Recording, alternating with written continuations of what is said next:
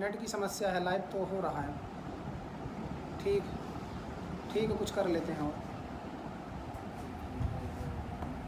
मध्ये अवरोधः समागतः, कालः अधिगतः, किन्तु विषयः अवशिष्टः इति कृत्वा पुनः एकवारं भवतां पुरस्तात् अहम् उपस्थितोऽस्मि। तो तत्र किमस्ति, विसर्जनीयस्य सः इति सूत्रेण किं भवति, विसर्गस्य स्थाने सत्वं विधीयते। विसर्गस्य स्थाने सत्वं विधीयते इति कृत्वा तत्र स्ववृत्तिश्रावण प्रत्यक्ष विषयतावच्छेदक धर्मावच्छिन्नेन अत्र गृह्यते चेत् विसर्जनीय पदबोध्यस्य स्थाने अथवा बिन्दुद्वयात्मकस्य विसर्गस्य स्थाने अत्र सत्वं न स्यात्। यतोहि विसर्जनीयः बिन्दुद्वयात्मकः भवति। तत्र विसर्जनीयात्मक रूपिका माने रूपा आनपूर्भिः न विद्यते इति कृत्वा तत्र भाष्यकारेण समाधानं यत् प्रदत्तम्, अर्थात् निर्दिश्यमानस्यैव देशाः भवन्ति इति कृत्वा विसर्गस्य स्थाने एव तत्र सत्वं भवति इति वारणपरकं यत् भाष्यं वर्तते तत् विरुद्धेत्। अतः अत्र स्वजन्यप्राथमिकोपस्थिति विषयत्वेनैव अत्र संग्राह्यम्। पुनश्च किं भवति, अयं प्रश्नः पुनः आगच्छति। यद्यपि अधिको समयः जातः, अतः आदौ किञ्चित् मूलार्थं कृत्वा पश्चात् यदि समयः भविष्यति चेत् पुनः टीकाग्रन्थान् वदिष्यामि। तत्र निर्दिश्यमानस्यैव आदेशाः भवन्ति। निर्दिश्यमानस्यैव आदेशाः इत्युक्ते न तु कथञ्चित् प्रतीयमानस्य कथञ्चित् उपस्थितिविषयस्य आदेशाः न जायन्ते। निर्दिश्यमानत्वं नाम षष्ठी प्रकृतिजन्य प्राथमिकोपस्थिति विषयस्य स्थाने आदेशाः भवन्ति इति परिभाषार्थः। यदि एवं व्यवस्थां स्वीकुर्मः तदा अस्य चो इति सूत्रसन्दर्भे अकारस्य ईत्वं भवति चुयि प्रत्यये परतः। तदा अत्र अकारस्य इत्युक्ते एकमात्रावच्छिन्नस्य अकारस्य ईत्वं भवति। दीर्घाकारस्य स्थाने ईत्वं न स्यात्। कुत इति चेत् षष्ठी प्रकृतिजन्य प्राथमिकी या उपस्थितिः सा उपस्थितिः ह्रस्वाकारस्यैव न तु दीर्घाकारस्य। अतः अत्र साली भवति, माली भवति इत्यादयः प्रयोगाः न उत्पद्येरन्। तस्मात् तत्र कथं स्यात् अयं प्रश्नः आगच्छति। तदा वदति मूलकारः जातिपक्षे दोषाभावात्। आ रहा है, जातिपक्षे दोषाभावात्। वर्णसमान्वये चतुर्दशसूत्रम् आलक्ष्य पक्षद्वयं जातिपक्षः व्यक्तिपक्षश्च। तत्र सिद्धान्ते किमस्ति, अर्धजरतीयस्य अनौचित्यात् अवच्छेद्यावच्छेदेन सर्वत्र जातिपक्षः एव समर्थितः नागेशेन। तो जातिपक्षे प्राथमिकोपस्थितावपि तत्र अत्वावच्छेदेन सकल आकाराणां प्राथमिकी एव उपस्थितिः, न तु द्वितीयोपस्थितिः। यतोहि अणुदित् शास्त्रसहकारेण तत्र द्वितीयोपस्थितिः भवति दीर्घाकाराणां। प्राथमिकोपस्थितिविषयस्य अर्थात् प्राथमिकत्वं नाम शास्त्रान्तरासहकृतत्वं। तो तत्र शास्त्रान्तरेण सहकृतत्वमेव विद्यते, असहकृतत्वं नास्ति इति कृत्वा अणुदित् बलेन तत्र दीर्घाकाराणाम् उपस्थितिः अस्ति। किन्तु इदानीं यदा जातिपक्षः स्वीक्रियते, जातिपक्षे अणुदित् सूत्रस्यापि आवश्यकता नास्ति। तो जातिपक्षे दोषः नास्ति। एकेन पक्षेण लक्ष्यसिद्धिश्चेत् पक्षान्तरेण दोषदानम् अनुचितम्। इति व्यवस्था। अर्थात जातिपक्षम अभ्युपगम्य यदि दोषः नास्ति तर्हि व्यक्तिपक्षम अंगीकृत्य दोषः नोद्भावनीयः। अस्तु नाम, किन्तु व्यक्तिपक्षेपि तत्र किं समाधानम्? व्यक्तिपक्षेपि यदि पक्षान्तरेपि समाधानं प्राप्स्यते चेत् तर्हि का हानिः? तदा ग्रन्थकारः स्वयमेव लिखति, किञ्च न भूसुधियोरिति निषेधेन ग्रहणकशास्त्रगृहीतानां निर्दिश्यमानकार्यबोधनान् न दोषः। न भूसुधियोः इति सूत्रं, न भूसुधियोः अत्र किं भवति? अनेन सूत्रेण यणः निषिध्यते प्राप्तस्य। तर्हि अत्र भूशब्दः दीर्घ ऊकारान्तः, सुधीशब्दः दीर्घ ईकारान्तः। इको एणचि इत्यत्र प्राथमिकी उपस्थितिः तत्र ह्रस्वाणामेव। अणुदित् सूत्र सहकारेण दीर्घ ईकाराणां दीर्घ ऊकाराणाम् उपस्थितिः जायते, अतः शास्त्रान्तरसहकृतत्वं विद्यते। तर्हि न भूसुधियोः इति सूत्रं किं करिष्यति? न भूसुधियोः इदं सूत्रं व्यर्थं, व्यर्थीभूय व्यर्थं सद्ज्ञापयति कि ग्रहणकशास्त्रगृहीतानां निर्दिश्यमानत्वम् अंगीक्रियते।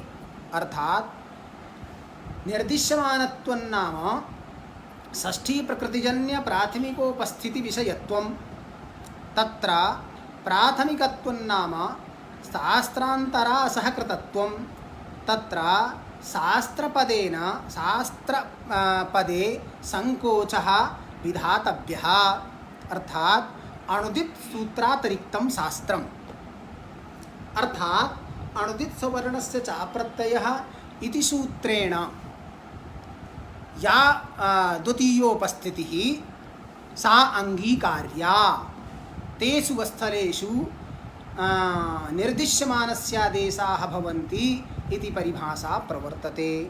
तस्मात् न दोषः।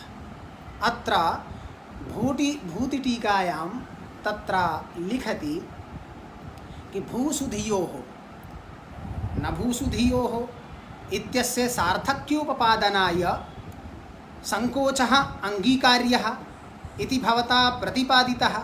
अत्र ग्रन्थकारः वदति कि तत्र यदि न भूसुधियोः इत्यस्य सूत्रस्य कुत्रचित् चारितार्थ्यं वयं किं नाम दर्शयामश्चेत् तर्हि किमर्थं व्यर्थं? व्यर्थं नासीत् सत् तत्र कथं ज्ञापकम् इत्युक्ते अत्र प्रश्नं करोति कि नपुंसकह्रस्वत्वे नपुंसकलिङ्गे तत्र किं भवति? एतस्य चारितार्थ्यं सुधीशब्दप्रसङ्गे तस्य चारितार्थ्यमस्ति। प्राप्तस्य यणः निषेधाय न भूसुधियोः इदं सूत्रम् आवश्यकम्। तस्मात् व्यर्थं नास्ति। तो तत्र लिखति न च भूसुधिशब्दयोः नपुंसकह्रस्वत्वे चारितार्थ्यं। तदा अत्र दत्तं किं? सूत्रघटकदीर्घान्त भूशब्दसाहचर्येण। भूशब्दसाहचर्येण दीर्घान्तस्यैव सुधीशब्दग्रहणेन निर्देशासङ्गतेः इति तत्तात्पर्यः। अर्थात सूत्रे भूशब्दः पठितः, भूशब्दश्च दीर्घ ऊकारान्तः, सुधीशब्दः दीर्घ ईकारान्तः। तर्हि दीर्घ ईकारान्तस्थले एतस्य अवश्यं प्राप्तिः दर्शनीया खलु, अन्यथा साहचर्य विरोधापत्तिः इति कृत्वा दीर्घान्ते सुधीशब्देपि दीर्घीकारान्ते सुधीशब्देपि एतस्य प्राप्तिः प्रदर्शनीया। तदर्थं तत्र न भूसुधियोः इति सूत्रं व्यर्थं सत्परिभाषाम् एतत् किं नाम संकोचं बोधयति। किन्तु अत्रापि यदि नपुंसकलिङ्गे अत्र अयं ग्रन्थः अपि चिन्त्यः, नपुंसकलिङ्गे प्राप्तिः भवति किन्तु परत्वेन नुमा बाधते। तस्मात् तत्र यणः प्रसङ्गः एव नास्ति। अतः नपुंसकलिङ्गे कथमपि एतस्य चारितार्थ्यं न सम्भवति। तस्मात् नभूसुधियोः इति निषेधेन, निषेधेन इत्युक्ते निर्देशेन, निर्देशेन किं भवति, ग्रहणकशास्त्रगृहीतानां निर्दिश्यमान कार्यबोधनात् न दोषः इति कृत्वा तत्र इयं व्यवस्था परिकल्पिता। पुनश्च अपरः इदानीं प्रश्नः उत्थाप्यते मूलकृता कि अचिष्णु धातु भ्रुवां योरि अङ्गौ अङ्गौ, अत्र इयं अङ्गोः यद्गित्करणं विद्यते अन्त्यादेशाय तत्तु इदानीम् अन्त्यादेशाय इति वक्तुं नैव प्रभवामः। कथमिति, अन्त्यादेशस्तु परिभाषया एव भवितुम् अर्हति। योः इति षष्ठ्यन्तं पदम् अचिष्णु धातु भ्रुवां योरि अङ्गौ अङ्गौ इति सूत्रे योः इति षष्ठ्यन्तं पदं, तत्र षष्ठ्यन्तस्य पदस्य प्रकृतिः इकारः उकारश्च, निर्दिश्यमानता इकारस्य उकारस्य च इति कृत्वा निर्दिश्यमानस्यैव आदेशाः भवन्ति। मतलब अर्थात तत्र इकारस्य उकारस्य च इयङ्गः इयङ्गादेशः उवङ्गादेशश्च भवति। तस्मात् तत्र भू भुवौ भुवः नि नियौ नियः इत्यादिषु स्थलेषु तत्र इकारस्यैव इकारः अन्ते एव, तस्मात् इकारान्तस्य इति व्याख्या न करणीया, इकारस्य भवति। इकारस्य इत्युक्ते साक्षात् तत्र अन्वयः, किमर्थं तत्र गित्करणमिति। तदा ग्रन्थकारः लिखति इयङ्गुवङ्गोर्गित्वं तु इवर्णो वर्णान्त अश्नुधातु भ्रुवाम् इत्यर्थेन धात्वादीनामपि निर्दिष्टत्वात् अन्त्यादेशत्वाय वदति कि तत्र मुख्या निर्दिश्यमानता धातोः एव। इवर्णान्त उवर्णान्त अश्नुधातु भ्रुवाम् आदेशः इत्युक्ते धातोः एव निर्दिश्यमानता। तर्हि धातोः एव निर्दिश्यमानता, तत्र घटकीभूतः यः इकारः तस्य स्थाने आदेशः तदन्ते स्यात्। एतदर्थं तत्र गित्करणं कृतं। तस्मात् गित्करणस्य न वैयर्थ्यं, तत्र निर्दिश्यमानता एव अत्र भिन्ना, अर्थात् मुख्या निर्दिश्यमानता तो तत्र धातुनिष्ठा एव। अतः तथा अन्वयं संसाध्य तथा परिकल्पयितुं वयं न शक्नुमः। तथैव रिङ् रिङ्गोर्गित्वमपि स्पष्टार्थं भवति, अर्थात् रिङ् सयगलङ्छु एवञ्च रिङ् ऋतः इत्यत्रापि गित्करणं किमर्थं, तत्र तु वदति गित्वं तु स्पष्टार्थमेव। पुनश्च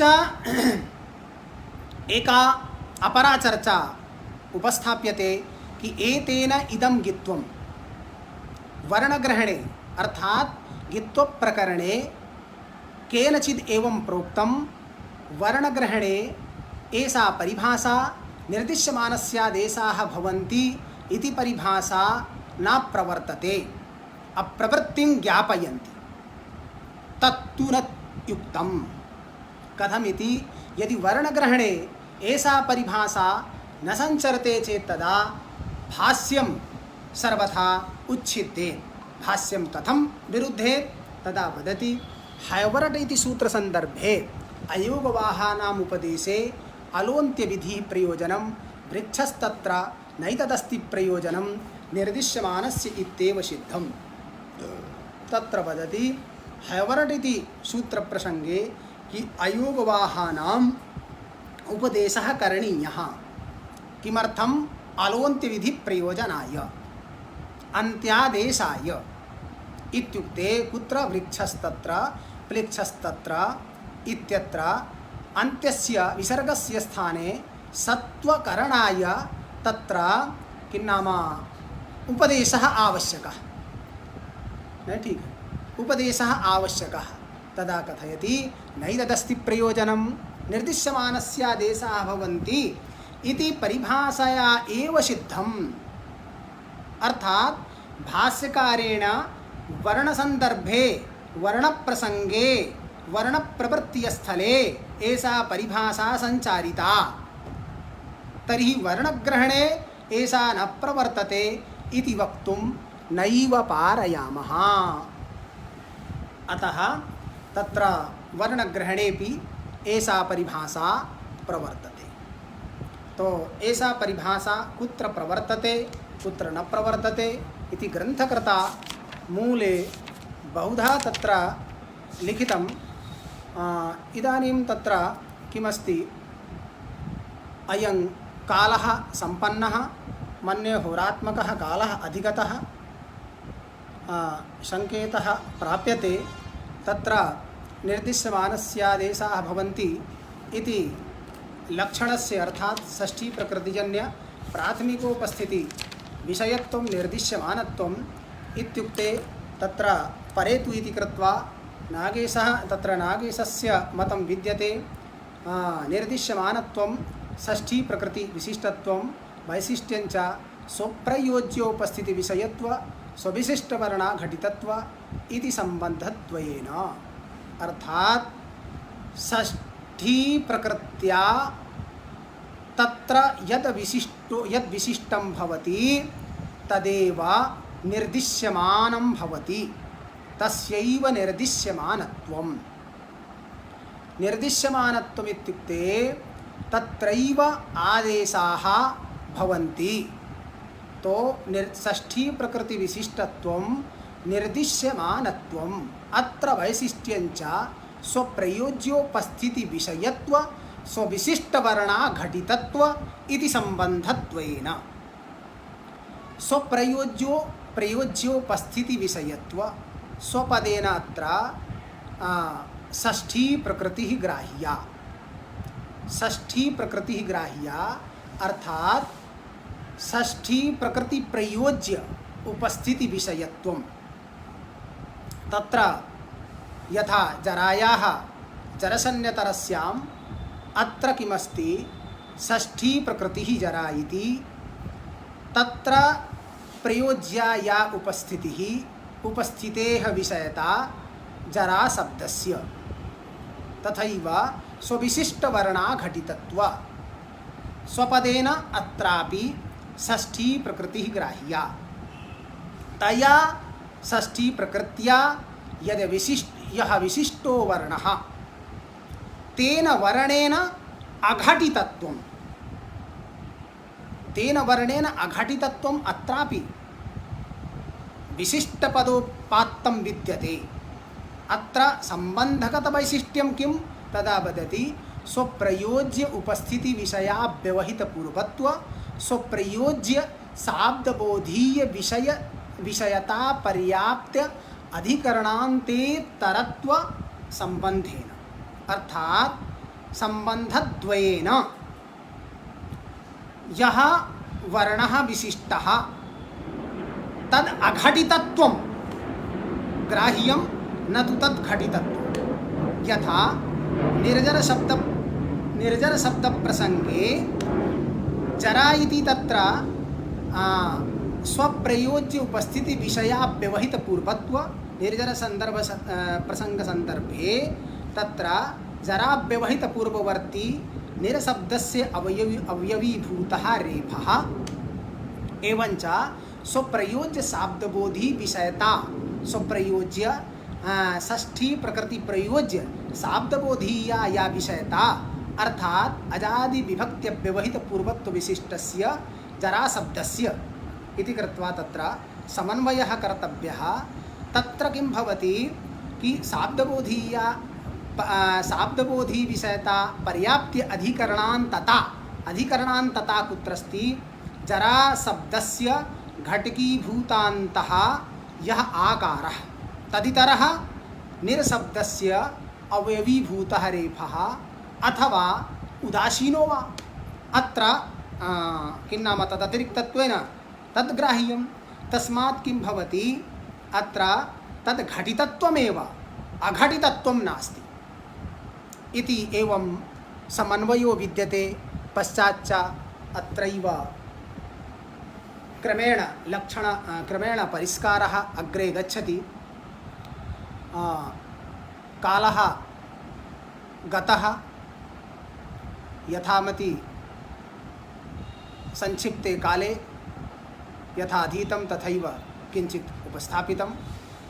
त्रुटयः सम्भाव्यन्ते, अतः भवद्भिः त्रुटयः क्षन्तव्याः इति कृत्वा श्रीगुरुचरणयोः साष्टाङ्गं प्रणतिं विनिवेद्य अत्रैव विरमामि। धन्यवादः। इसको बंद करो।